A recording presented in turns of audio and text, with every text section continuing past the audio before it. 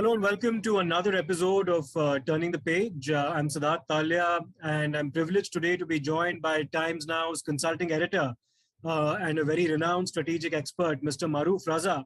And I'm speaking to him today about his book, Contested Lands, India, China, and the Boundary Dispute, which I believe is essential reading because it's an excellent primer into what this entire dispute is really about between these two extremely powerful countries, India as well as China, and this equation and this relationship in which China has acquired a preeminent status in terms of India's strategic priorities for a long time to come. So to discuss that with me is Mr. Maroof Raza. Thank you so much for speaking to me today, sir. Pleasure. So let me begin this. And there are two primary points of dispute with regards to the boundary between India and China. One, of course, is Aksai Chin, which was occupied by China through the 1950s and is part of Ladakh, and the McMahon Line, which is almost 2,000 kilometers away in India's northeast at the border that China shares with Arunachal Pradesh, or what is present-day Arunachal Pradesh. So let's begin this conversation, sir, with Aksai Chin. Now, in 1959, our then Prime Minister Jawaharlal Nehru acknowledged that China has occupied a considerable portion of Aksai Chin, even managing to build a road that connects Xinjiang to Tibet that runs through Aksai Chin. So therefore, my first question is, what is the basis for India's claim historically on Aksai Chin? And secondly, how did it come to be occupied by the Chinese under our watch with us doing absolutely nothing about it? Well, there are a lot of elements to that question. The first thing is that, you see, the Aksai Chin area was really very harsh terrain, an area beyond Aksai Chin that goes to the routes that led in, traditionally trading routes that led into Tibet. Aksai Chin, as we all know, is on India's northeastern kind of shoulder that juts into Tibet. Now, what happened was in the 1850s, the British decided to do a survey of India, the Great Survey of India. And to that effect, by 1855, they consolidated their idea of getting on with the survey. And around 1865, the job of doing the survey was given to an Anglo-Indian called W.H. Johnson. Johnson, in turn, was a bit peeved with how the traditionally white Englishman treated him because he was Anglo-Indian. And therefore, playing on that sentiment of Johnson, then Maharaja of Kashmir, Gulab Singh, sort of whispered to him that, try and extend the boundaries of Jammu and Kashmir as far eastwards as possible. And you shall be duly rewarded when you retire from service. So Mr. Johnson went on and created what came to be known as the Johnson Line, 1865-1866. And that is the big shoulder of India that juts into Tibet. Now, the British were taken aback because they didn't see it that as part of Jammu and Kashmir's territory going that far. And also they felt that the Maharaja was working behind their back. The British had Maharajas in Kashmir, but they kind of controlled them quite tightly. So then the British established thereafter by 1897, what came to be known as the Ardagh Line.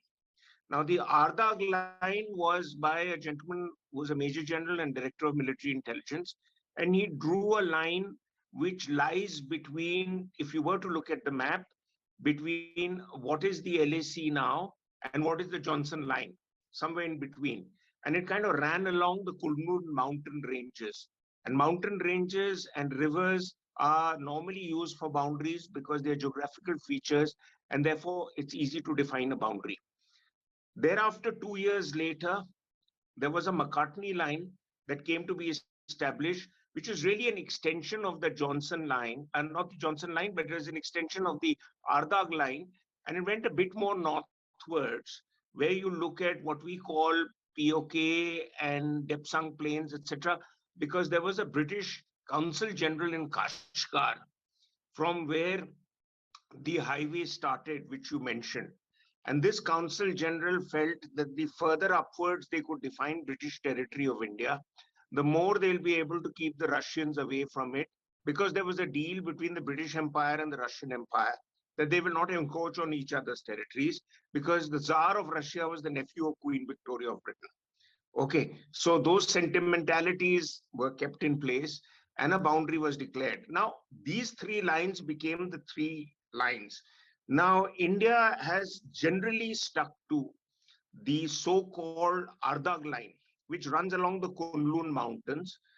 The Chinese had stayed on till 1959 to what was known as the McCartney line. And in between, the crisis started when the Chinese started occupying this area. Now, this area was really unoccupied by Indian troops when the Chinese occupied it. The last that history tells us that Indian presence was there was of the Maharaja's forces in sometime in 1866, and that was in a place called Shahidullah. And after that, it was too cold and too harsh a terrain and too difficult to maintain, so they pulled back. So the Chinese moved in the 50s, and this is when the modern day Red China came into being from 1949 onwards. On the face of it, we just saw it as an encroachment, but it was part of a Chinese strategy because the Russians had been using those areas to excavate uranium for Russia's nuclear program, which came into being, as we know, in 1949. But the Mao Zedong's regime decided that China's big power status would be served only properly if China also had nuclear weapons. So they did a deal with the Russians, and Mao and Khrushchev did a deal wherein for Mao giving away some other concessions to the Russians and allowing Russia to flood China with Russian weapon systems against America, Mao was given access to these mines which provided uranium. So therefore, the Chinese presence came to be in Aksai Chin. And now, more importantly, China is even stuck to Aksai Chin and they encroached it further because Aksai Chin is the source of three major river systems. One is the Aksai Chin water body itself. Then is the Indus River systems. And there are some other minor rivers, all contribute to waters that China is building dams around in the Pakistani occupied Kashmir area and harnessing glacial waters to provide China the necessary waters for China's semiconductor agenda. And waters, static water, as my book explains at some later stage, 10,000 liters of static water mixed with the sands of the Taklamakan desert, which lie north of Aksai Chin, with chemical activity allows you to create 30 centimeters square of silicon wafer, which you can break it down into microchips and use it from cell phones to satellites.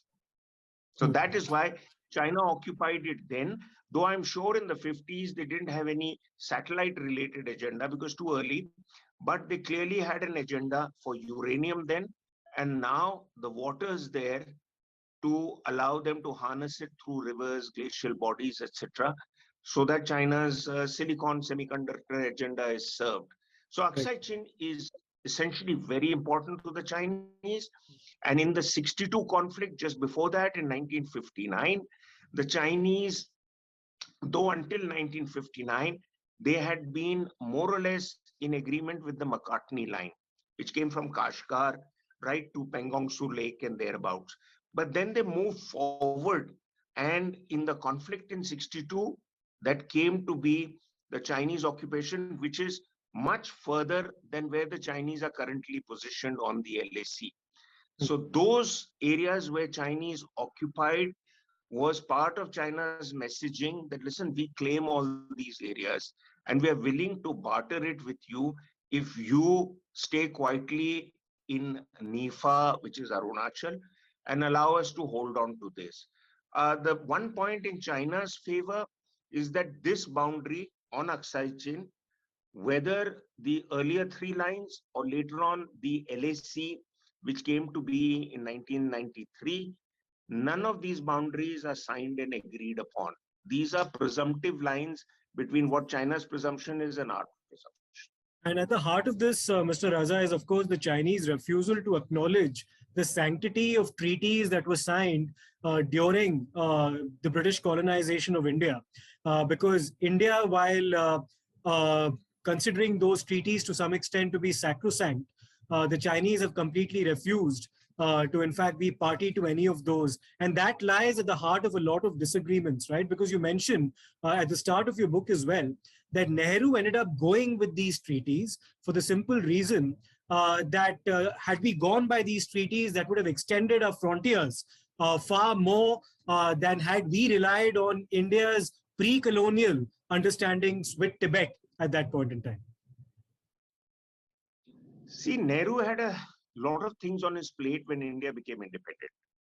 The task of nation building, the task of defining modern India's borders. See, because out of British India came out Pakistan and even East Pakistan, which is now Bangladesh. So to consolidate those borders, and he just went by the assumption that the British boundaries that the British had come to accept was acceptable to him without getting into a confrontation with the Chinese. As you see in my book, the first few chapters bring out how keen Nehru was not to upset the Chinese. Whereas the Chinese had a complete abhorrence for the British for reasons beyond Nehru. You see, the British had flooded China with opium. So China had become a country of opium addicts in the late 1800s and early 1900s. Then China found that the British ruthlessness with the Boxer Rebellion also was something the Chinese remembered very vividly. And they saw India as an extension of the British Empire. And, you know, Mr. Nehru didn't do us too many favors by, among other things, having Mountbatten as the first Consul General of India, Governor General of India, which gave a hint to China, because China came into being in 1949. That's about the time modern day China came into being that we became a republic. So until then, you know, they saw the British are gone, but there's a Britisher who's really the #1 citizen of India. So all those things kind of put China's back up. And they were also in Mao's time, and even now, China has always followed a policy that keep pushing the card and see how far you can get. So if you keep pushing the line that this is my territory, this post is mine, this hillock is mine, and if the other side doesn't really fight back, then there's a tacit acceptance that, okay, we're okay with you. Also, Mr. Nehru, you know, the Chinese occupation took place in the 1950s, but the news that had come in initially was put under the carpet. There was an army expedition led by Captain Rajendranath, later General Rajendranath. The expedition's report on Aksai Chin is still secret. It's not declassified. So it's not just the Henderson Brooks report that is secret. Even this is secret. The other thing was that, you know, at those days, the Chinese began to consolidate their presence.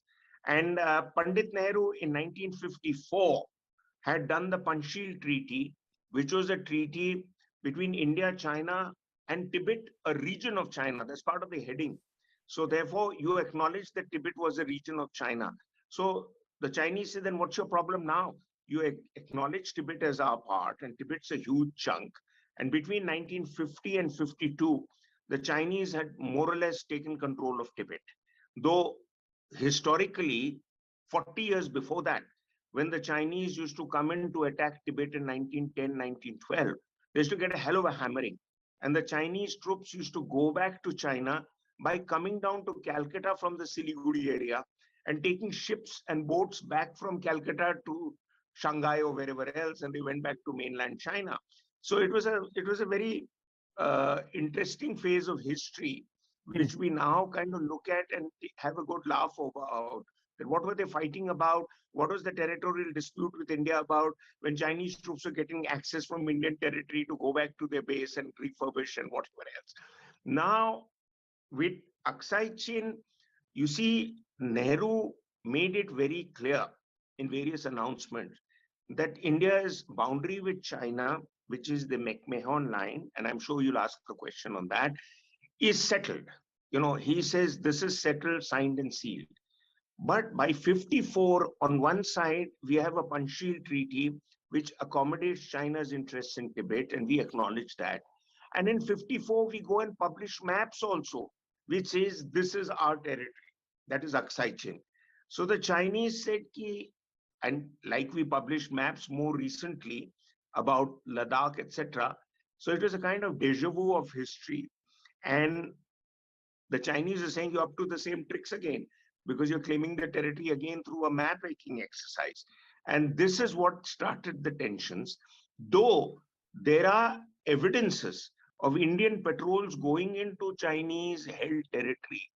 But barring aside one or two skirmishes, nothing major came out of it till things suddenly went up out of control in 1962. By then, China had given India a swap proposal that let us keep Aksai Chin area based on our 1959-60 claim lines, and you keep Nifa and let's settle the boundary as is where is. But and it wasn't. Nehru was not willing to accept that. That offer came from Chow En Lai, who had met Nehru in 1959, 1960.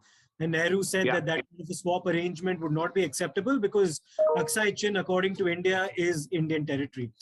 So I'll come to that, but we'll also turn our attention now, Mr. Raza, to the McMahon Line, which you mentioned very briefly.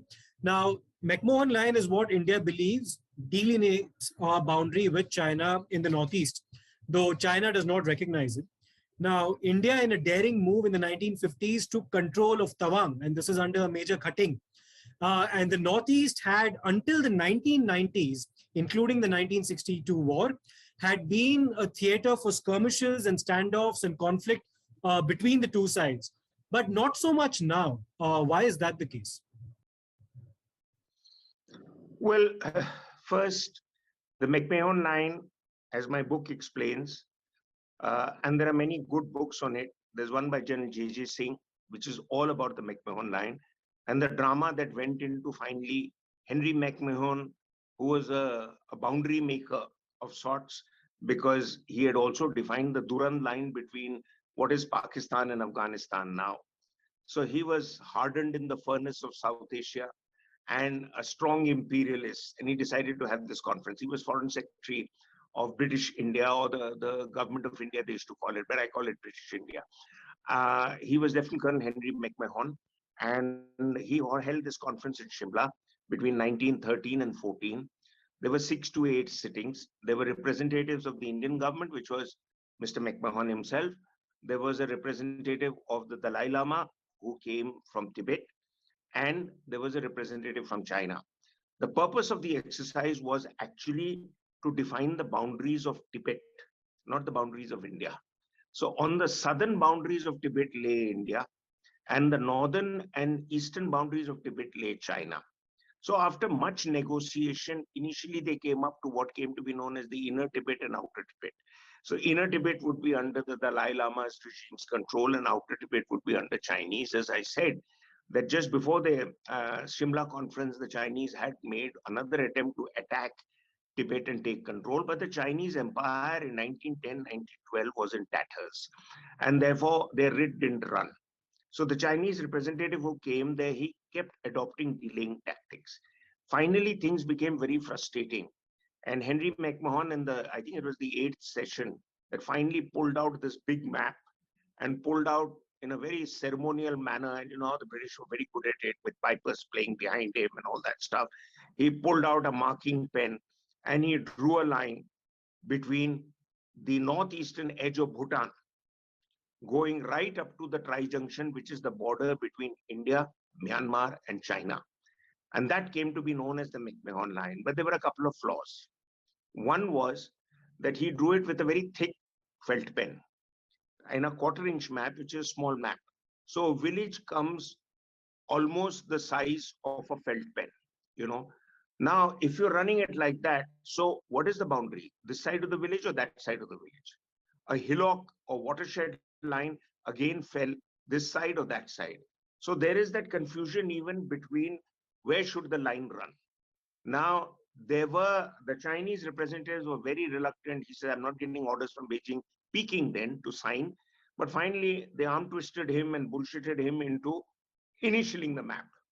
And he initialed the map. So there are photographs of his initialed maps. The Tibetan representative signed it. There was a problem. He later went back to Tibet and didn't ratify it. That's another story. So McMahon was very happy that this deal was accomplished and it came to be known as the McMahon Line, but there were 2 or 3 problems. Problem one, that the line was announced just when the world went into World War I. So the whole attention of the world was on World War I, and people forgot about this boundary line between India, China, and Tibet. Second thing was, there were parts of these areas which the Chinese traditionally claimed had been paying taxes to Chinese tax collectors. Historically, tax collectors, when they go there and collect something, it kind of becomes your territory.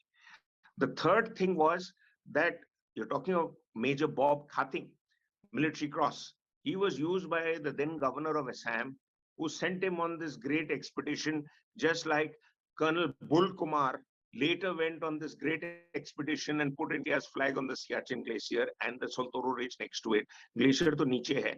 Saltoro Ridge is higher up, and that's what defines the boundary. So similar kind of expedition, and he went everywhere and, flagging his march, and with, trumpeters announcing his arrival, with troops putting on bayonets if anybody stood in front of them. And he went and took control of Tawang. So the monks and all were initially reluctant to accept his control. Then he gave them an order that either you show up and acknowledge my presence, which is the presence of the government of India. And this was independent India. We are talking of the 50s, right? And or you face my military might.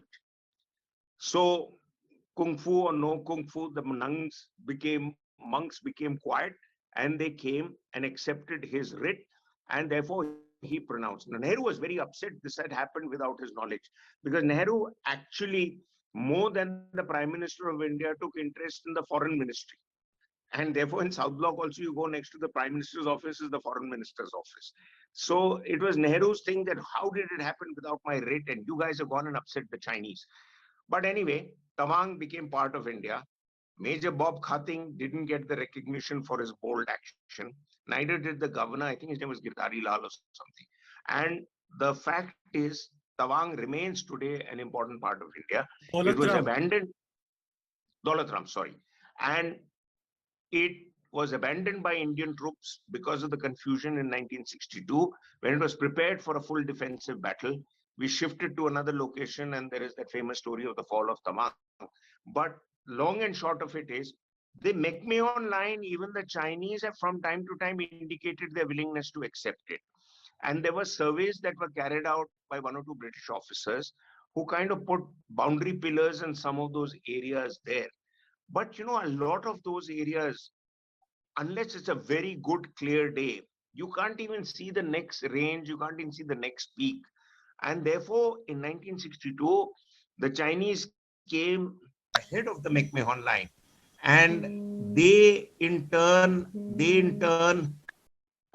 got in, and the conflict started. Thagla Ridge is partly on that side of the McMahon Line, partly, and that's how the conflict started, when we opposed their encroachment into what Nehru and others had pronounced that this is Indian territory. Yeah. And that was the Doklam Post that you're talking about, which was the bone of contention. Yeah, Doklam Post, that was just one of the posts, but the whole Thagla Ridge is the ridge line, because boundaries are all about ridge lines and whatever. And that's what the Henderson Books report, which has not yet been made public, may have possibly gone into, because it was going into some of the operational reasons as to why the conflict happened, and whether or not Thagla Ridge is in fact something that falls within what we believe is our side of the McMahon Line, is the bone of contention here, that the Henderson Books report may have possibly gone into, but we don't know about what its contents actually are. Yeah, Henderson Brooks report, there is a chapter on that in my book, although I have not read the report. But there's enough on the report in the public domain to be able to draw conclusions. Firstly, the Henderson Brooks report was not about the full conflict. That is both on the NIFA front and the Ladakh front. It was only about the NIFA front. And it was not about the political decisions that went into the conflict either. Yeah, well, the Henderson Brooks report's brief. Henderson Brooks was an Anglo-Indian Lieutenant General of the Indian Army of the Maratha Regiment, Lieutenant General Henderson Brooks. With him was Brigadier Prem Bhagat, Victoria Cross, and who could have been the first engineer chief of the Indian Army. It's another matter that General Manoj Pandey is the first engineer chief, but Bhagat's record was equally outstanding, if not more. But Bhagat was sidelined by Mrs. Gandhi because she thought he was too popular with the men. Anyway, General Bhagat and him put together this report. Their terms of reference was largely to look at what the military's instructions were, what was the military's role, what were the command failures of the military, and what were the issues that led to the debacle because of the deployment and the lack of deployment. And that's what the report is about. So it is very clearly a military brief, but people who have scuttled the report have scuttled it. I mean, these orders had come into being in Nehru's time because Nehru and his sidekicks felt that exposing the details of the report also exposes the fact that people followed the orders that were coming to them from Delhi.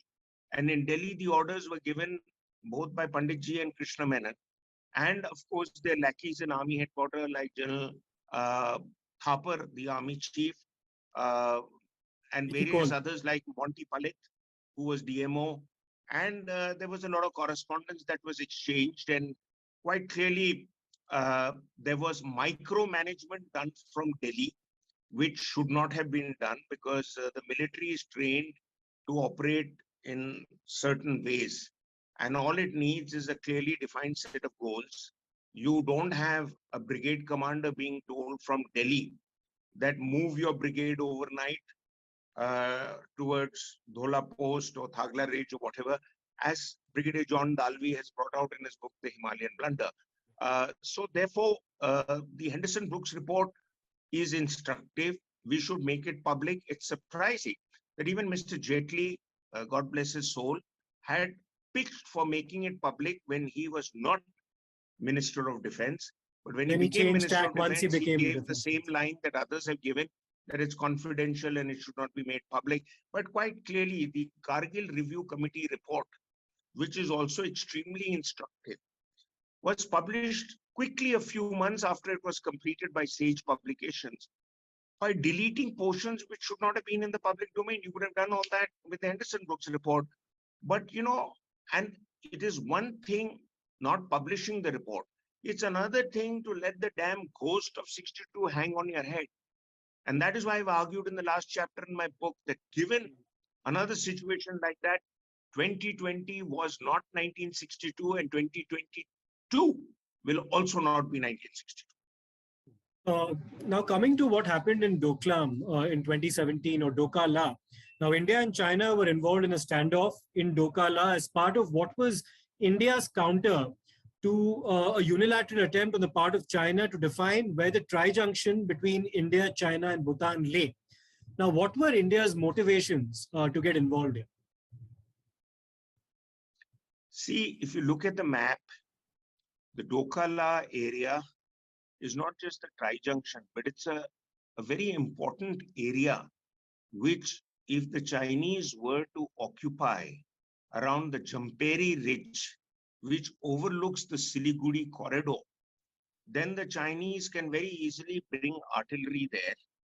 And in the event of a conflict, shell the highway that connects India via the Siliguri corridor to Guwahati and other parts of India's northeast. It's a kind of exercise that Pakistan attempted to do in the Kargil conflict, is to basically stop movement of logistics and support elements going in from Srinagar Valley via the Zojila Pass on the national highway going to Ladakh, because you get your artillery guns right onto the top of the mountain ridge. The artillery guns have a range of anything from 17 to 35 to 40 kilometers. And the Jamperi Ridge gives them that comfortable range to come and hit that. So that was the military sensitive part of it. Boundary-wise, India has been very clear that it will not allow any further territorial encroachments on the established status quo. So that is the line of control, line of actual control, and the McMahon Line. This was on the McMahon Line. The Chinese also have a boundary dispute with the Bhutanese. So this is the area where is a tri-junction between Bhutan, Sikkim, and India, Tibet, etc. And the Chinese were also looking at doing a barter deal with Bhutan to try and swap some land with them, which the Bhutanese use as grazing land vis-a-vis what China's claim lands are. There's some 400 square kilometer arrangement that they were trying to swap there. So we are standing up to them was not just to ensure that the military advantage that China would get should not be provided to them, but was also standing up to them to ensure that we give a message to many other countries in our neighborhood that we can stand up to the Chinese. And the Chinese are very smart. Once the standoff, I think it was 73 days or something, that came to an end, the Chinese thereafter quietly started doing some road building again out there.